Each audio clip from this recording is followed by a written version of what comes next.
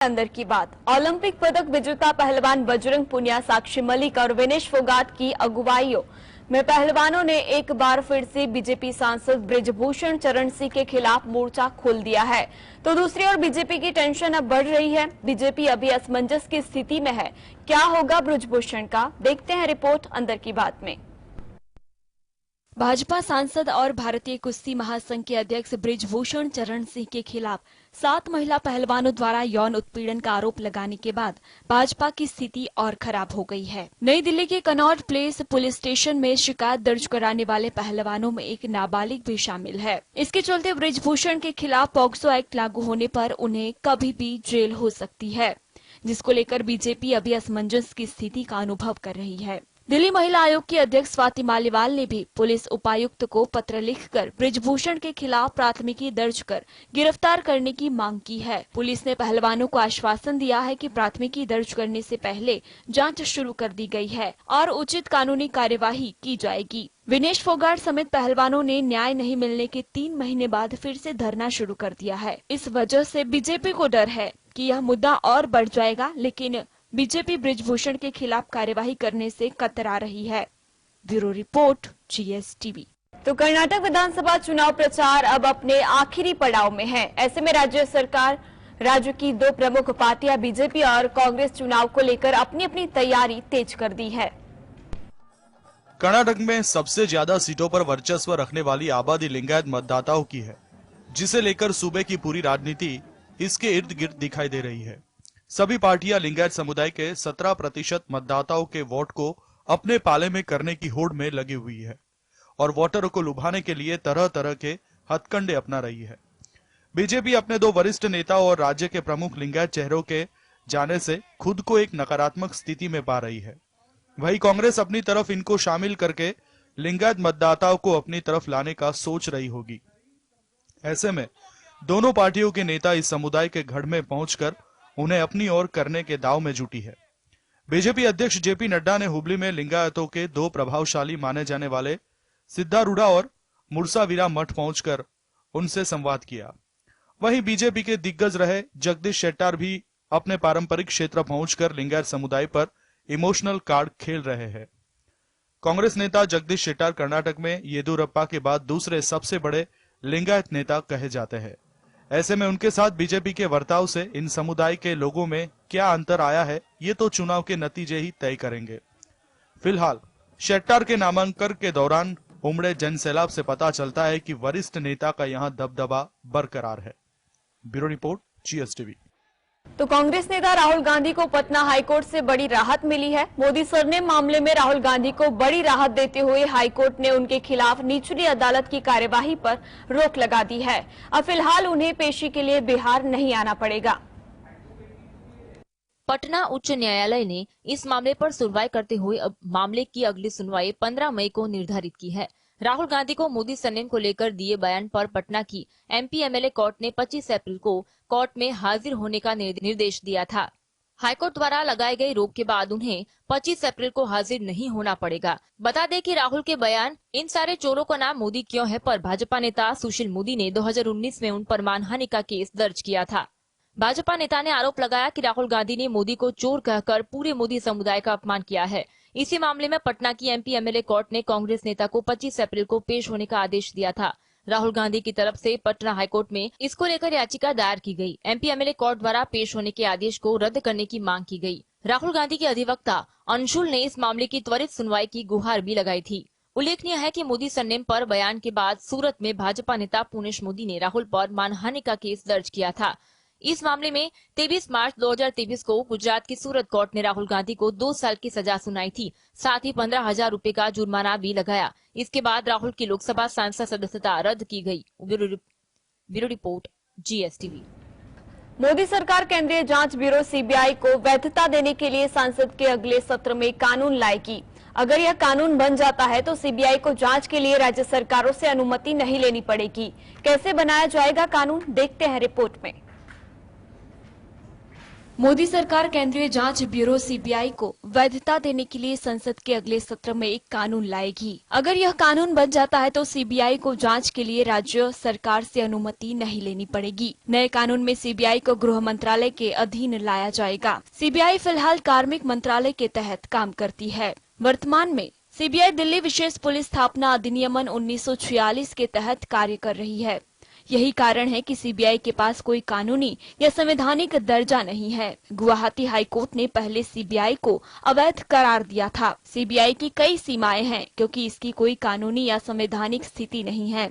इसी के चलते मोदी सरकार ने इस मामले को संसद की स्टैंडिंग कमेटी को सौंप दिया था। लंबी चर्चा के बाद संसद की स्टैंडिंग कमेटी ने सीबीआई के लिए कानून बनाने की सिफारिश की थी। मोदी सरकार ने कार्मिक विभाग को गृह मंत्रालय के साथ मिलकर विधेयक का मसौदा तैयार करने को कहा है। नए कानून में सीबीआई के स्तर, कार्य और अधिकार को सुनिश्चित करने और इसकी निष्पक्षता और विश्वसनीयता सुनिश्चित करने के प्रावधान होंगे। Bureau report, GSTV। Supreme court ने आईपीएल के पूर्व कमिश्नर ललित मोदी पर चल रही अवमानना की कार्यवाही को रद्द कर दिया। ललित मोदी ने जनवरी में सोशल मीडिया पोस्ट कर आरोप लगाया था कि अदालतों में मामले फिक्स होते हैं। इस पर कोर्ट ने नाराजगी जताई थी, जिसके बाद ललित मोदी ने 18 अप्रैल को न्यायपालिका पे अपने कमेंट के लिए बिना शर्त माफी मांगी थी।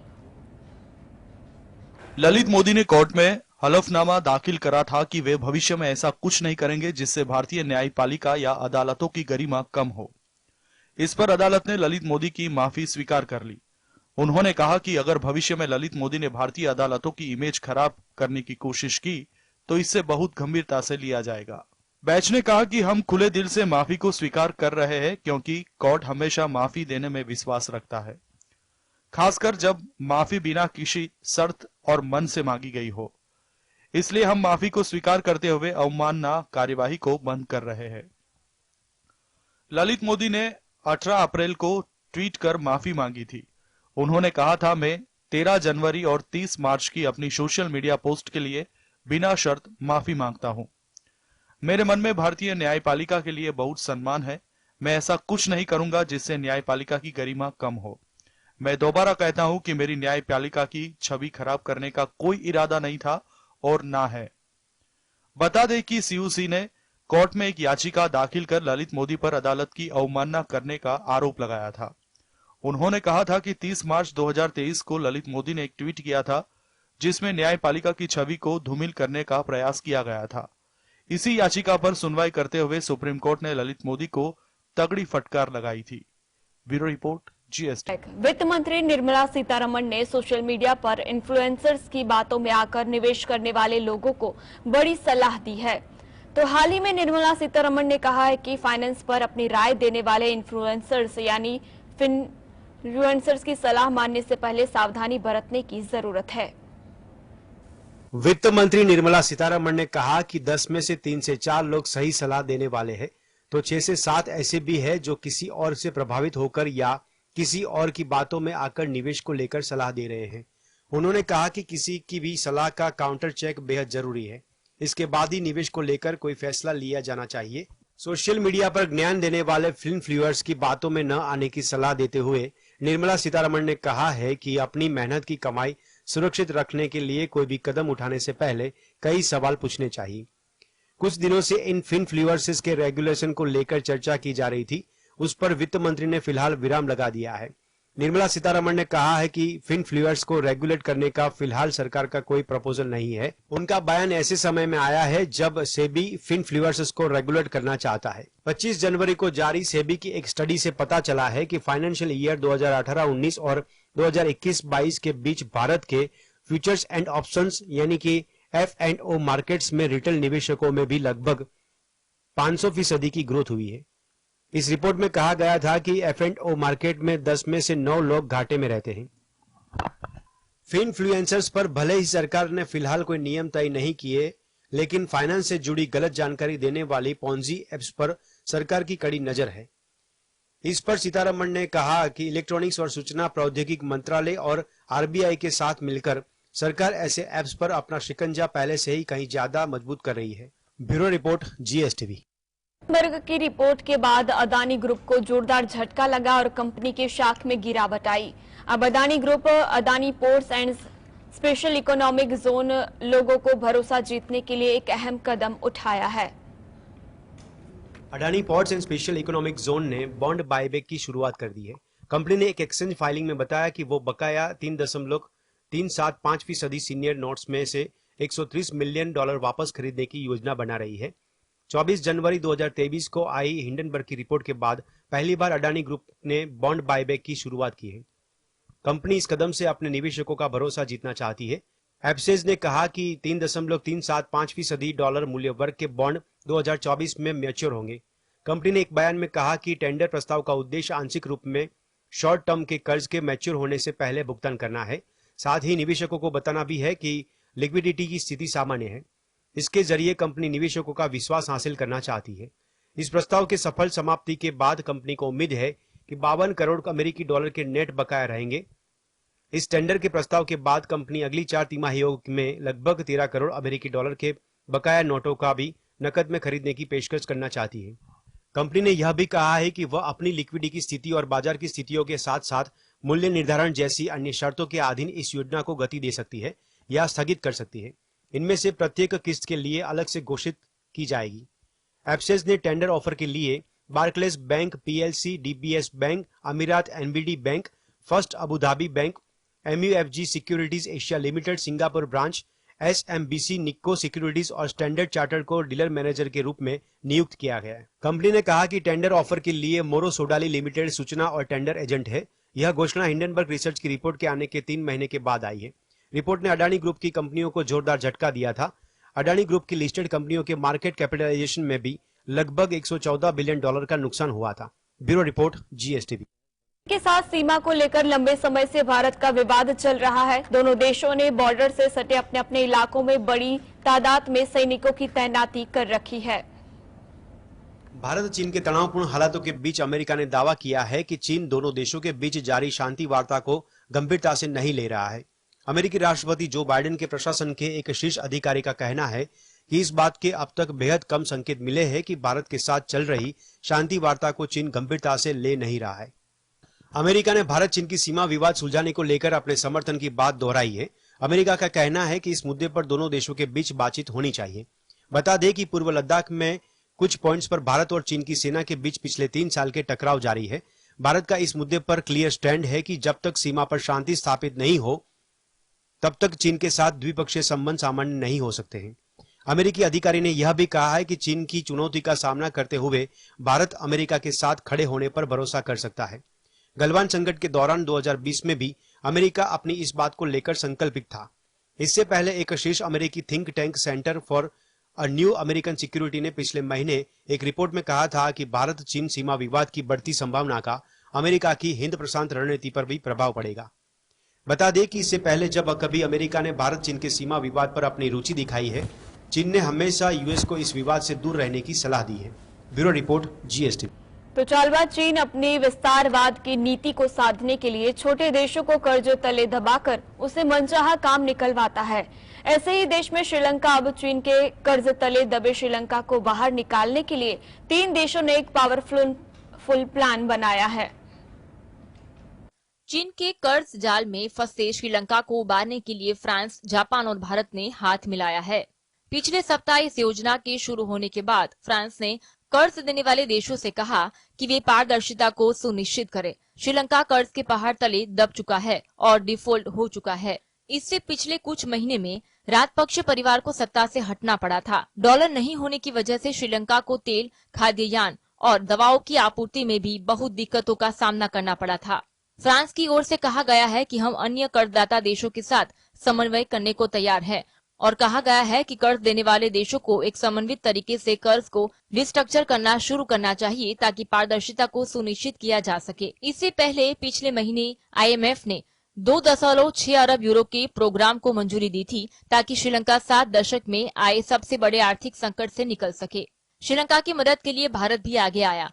भारतीय वित्त मंत्री निर्मला सीतारमण ने कहा कि हम मानते हैं कि कर्ज के पुनर्गठन में इस तरह का सहयोग सभी कर्जदाताओं के व्यवहार में पारदर्शिता और समानता सुनिश्चित करने के लिए महत्वपूर्ण है। इससे पहले श्रीलंका में भारी विरोध प्रदर्शन हुए थे और राष्ट्रपति गोटबाया राजपक्षे को देश छोड़कर भागना पड़ा था। फ्रांस, जापान और भारत बिना किसी देरी के चर्चा शुरू करने जा रहे हैं। श्रीलंका सरकार को उम्मीद है कि वह मई तक डील को हासिल कर लेगी। श्रीलंका पर दुनिया के कई देशों का कुल 6.4 अरब यूरो कर्ज है। इसमें सबसे ज्यादा कर्ज चीन का है। चीन का कर्ज श्रीलंका के कुल विदेशी कर्ज का 10% है। Bureau report, GSTV। 2022 में डिफेंस और हथियारों पर 2.24 ट्रिलियन डॉलर यानी कि 183 लाख करोड़ रुपए खर्च किए हैं। ये दुनिया में अब तक का मिलिट्री का किया गया सबसे ज्यादा खर्च है। दुनिया भर के देशों के रक्षा खर्च पर यह जानकारी स्वीडन के Stockholm International Peace Research Institute की सालाना रिपोर्ट में दी गई है।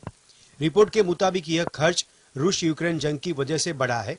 रिपोर्ट में बताया गया कि केवल यूरोप महाद्वीप में ही जंग के चलते डिफेंस के खर्च में एक साल में 13% की बढ़ोतरी हुई है। ये पिछले 30 सालों में सबसे ज्यादा। इस रिपोर्ट में बताया है कि सेना पर इतनी तेजी से हो रहा खर्च बताता है कि हम कितनी असुरक्षित दुनिया में जी रहे हैं। जंग की वजह से रूस के आसपास के देशों ने तेजी से अपनी सुरक्षा में खर्च को बढ़ाया है। फिनलैंड ने सेना के खर्च में 36%, वहीं लिथुएनिया में खर्च में 27% की बढ़ोतरी हुई है, जबकि यूक्रेन का खर्च 6% बढ़ा। जंग के बीच यहां 36 लाख करोड़ से ज्यादा का खर्च किया गया है। चीन ने ताइवान और साउथ चाइना सी पर अमेरिका से बड़े विवादों के बीच अपने डिफेंस बजट में 4.2% की बढ़ोतरी की है। इसके बाद चीन डिफेंस बजट पर खर्च करने वाला दुनिया का दूसरा सबसे बड़ा देश बन गया है। चीन का बजट भारत से लगभग 4 गुना ज्यादा हो गया है। भारत ने अपने डिफेंस पर 2022 में 6 लाख करोड़ खर्च किए, जबकि चीन ने 23 लाख करोड़ का खर्चा किया। सऊदी अरब ने 2022 में मिलिट्री पर खर्च को एक साल में 16% बढ़ाया है, जो 2018 के बाद से सबसे ज्यादा है। पिछले साल सऊदी ने अपनी सुरक्षा में 6 लाख करोड़ खर्च किए हैं। वहीं नाटो देशों के डिफेंस खर्च में भी 0.9% की बढ़ोतरी दर्ज की गई है। 2022 में नाटो देशों ने अपनी सुरक्षा पर 1232 बिलियन खर्च किए गए हैं। ब्रिटेन ने भी यूक्रेन को मदद देने के लिए सैन्य खर्च में रिकॉर्ड महंगाई के बीच बढ़ोतरी की है। 2022 में वहां 562 करोड़ रुपए खर्च किए गए हैं। Bureau report, GSTV। तो पाकिस्तान को चीन की अत्याधुनिक तोप SH-15 155 mm की दूसरी खेप मिलने वाली है। यह तोप परमाणु क्षमता से लैस है और माना जा रहा है कि इसके साथ ही पाकिस्तान ने अपने परमाणु हथियारों के जरिए इजाफा करने का मन बना लिया है। भारत के दोनों पड़ोसी देशों के बीच हो रही हथियारों की लेनदेन में चीन की तरफ से पाकिस्तान को साल 2022 में इस तोप SH-15 155 mm की पहली खेप मिली थी। अब इसकी दूसरी खेप पाकिस्तान को दिए जाने की तैयारियां पूरी कर ली गई है। भारतीय रक्षा विशेषज्ञों की माने तो यह बात किसी से छिपी नहीं है कि नियंत्रण रेखा यानी LOC पर भारत के प्रभाव को कमजोर करने के लिए पाकिस्तान की सेना चीन पर निर्भर है। चीन भी इसका फायदा उठाकर भारत के खिलाफ पाकिस्तान को हथियार मुहैया करा रहा है। इस तोप को पहली बार दिसंबर 2018 में कराची में आयोजित 10वीं अंतर्राष्ट्रीय रक्षा प्रदर्शनी और सेमिनार में देखा गया था। उस समय इसकी सिर्फ एक ही फोटोग्राफ नजर आई थी। यह स्पष्ट हो चुका था कि पाकिस्तान इस पूरे प्रोजेक्ट को सीक्रेट रखना चाहता है, लेकिन यह बात समझ आ गई थी कि पाकिस्तान ने प्रणाली का आयात करना शुरू कर दिया है। इससे पहले यह सिस्टम उसी महीने चीन में आयोजित जुहाई एयर शो में प्रदर्शित किया गया था। इस तोप को पूर्वी थिएटर कमांड में पीपल्स लिबरेशन आर्मी की 72वीं कोर प्रयोग कर रही है। पाकिस्तान ने कराची के करीब ही इस सिस्टम को चुपचाप टेस्ट किया था। परीक्षणों की एक लीक तस्वीर चीनी पत्रिकाओं में प्रकाशित हुई थी। माना जाता है कि पाकिस्तान ने कम से कम 52 SH-15 का ऑर्डर दिया है, जो 3 आर्टिलरी रेजिमेंट के लिए काफी है। SH-15 सिस्टम ट्रक के पिछले हिस्से में लगे 155 मिमी के हॉवित्जर को ले जाने के लिए सानकशी ट्रक प्रयोग करता है। सिस्टम को स्थिर करने के लिए ट्रक में पीछे की ओर हॉवित्जर से जुड़े 2 हुक लगे हैं। इस सिस्टम को ऑपरेट करने के लिए 5 सदस्यों वाले क्रू की जरूरत होती है। Bureau report, GSTV।